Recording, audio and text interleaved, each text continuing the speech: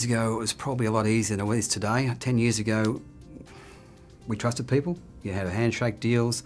Most of my orders 10 or 20 years ago was a handshake order. And I might have got an order which is $500,000 on a handshake. Today we do jobs all on contract. And contracts are pretty critical in some cases on some jobs. And they can make you money or they can lose you a lot of money. Well, a lot's changed in the past 2 decades when it comes to selling a business, as Dean Marchiandi knows only too well. When 2 sets of buyers came knocking with fantastic offers for his exhaust control business, he was over the moon. But as it turns out, his joy was short-lived. In the last 2 transactions, I mean, I was pretty keen. The offers that were made to me were very attractive, and you become very euphoric when you get a great offer.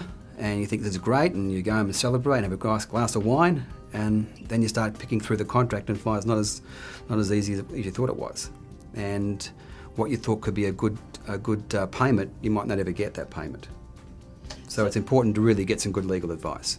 Before signing the sale agreement, Dean decided to engage Macpherson and Kelley to investigate, mainly because the buyer was offering a cash and share deal for the purchase.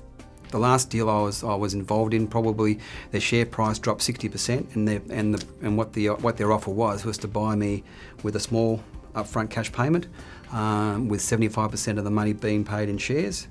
And those shares today would have dropped 60% over the last 12 months. I would have lost probably about $9 million. As a typical business owner, I don't know what my business is worth. So when people throw offers at me, I think that's great. I can live off that, and I'm happy to do a deal. Save yourself a lot of money up front by doing your own due diligence first to make sure that people who are going to looking at buying you can afford you and are going to provide the right sort of conditions and contract that you're looking for. Otherwise, you're wasting your time.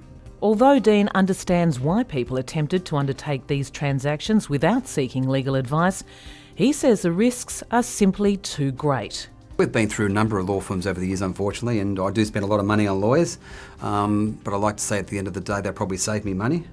I think Macpherson and Kelley and Jared have been pretty good to us over the years, and they understand what we're doing, and they're down-to-earth sort of people, and it make it a lot easier for us.